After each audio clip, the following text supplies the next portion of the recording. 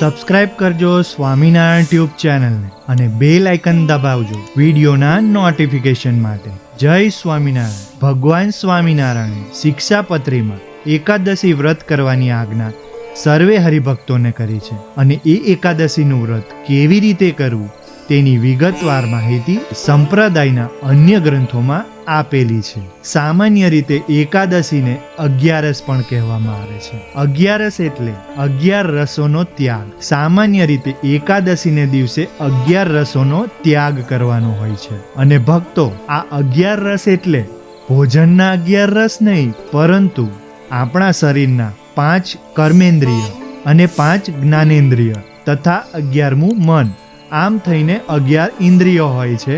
તે 11 ઇન્દ્રિયોના રસોનો ત્યાગ કરીએ. તે 11 ઇન્દ્રિયોને પ્રભુમાં જોડવાની હોય છે. ભક્તો, આ 11 ઇન્દ્રિયોના રસને આપણે થોડું વિગતવાર સમજીશું. હાથ, પગ, મુખ, ગુદા અને જનેન્દ્રિય તે 5 કર્મેન્દ્રિયો છે. આંખ, કાન, જીભ, ત્વચા, નાક તે 5 જ્ઞાનેન્દ્રિયો છે. ભક્તો, આ બધી ઇન્દ્રિયોને પોતપોતાના આહાર હોય છે અને એકાદશીના દિવસે આ ઇન્દ્રિયોના આહારનો ત્યાગ કરીએ તેને પ્રભુમાં જોડવાની હોય છે. આપણે ઉદાહરણ દ્વારા સમજવાનો પ્રયત્ન કરીએ. એકાદશીના દિવસે આંખથી ન જોવા લાયક દ્રશ્યો ન જોવા અને આંખથી એકાદશીના દિવસે ફક્ત પ્રભુના દર્શન કરવા, પ્રભુના વસ્ત્ર અલંકારના તથા પ્રભુની લીલા, પ્રભુના ચરણ વગેરેના દર્શન કરવા. ભક્તો, એકાદશીને દિવસે નાકથી પ્રભુની પ્રસાદીની જે હાર હોય,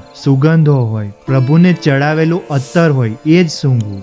એવી રીતે પગથી જ્યાં ન જવાનું હોય તેવી જગ્યાએ એકાદશીને દિવસે ન જવું.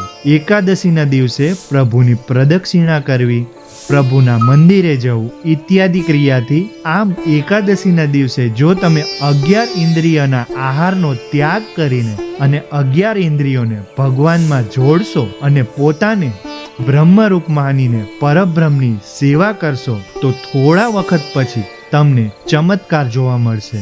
અને આ એકાદશી કરવાથી મનવાંછિત ફળ કેવી રીતે પ્રાપ્ત થાય તેનું પણ આપણે સમજશું. કારણ કે શાસ્ત્રોમાં ક્યારેય પણ ખોટો ઉદ્દેશ આપેલો હોતો નથી, પરંતુ આપણે સાચી રીતની ખબર હોતી નથી અને આપણને તેનું ફળ મળતું નથી. આમ સર્વે ભક્તો, આજના વિડીયોમાં આપણે જોયું કે એકાદશીનું વ્રત કરવા છતાં વ્રતનું ફળ કેમ મળતું નથી. આ વિડીયોમાં બતાવેલ પ્રમાણે જો તમે તમારી 11 ઇન્દ્રિયોના રસને એટલે કે 11 ઇન્દ્રિયોના આહારનો ત્યાગ કરીને તે દરેક 11 ઇન્દ્રિયોને પ્રભુમાં જોડશો તો એકાદશીનું વ્રતનું ફળ તમને અવશ્ય જ મળશે. ભક્તો, આજ માટે આટલું. આ વિડીયો અહીંયા સમાપ્ત થાય છે.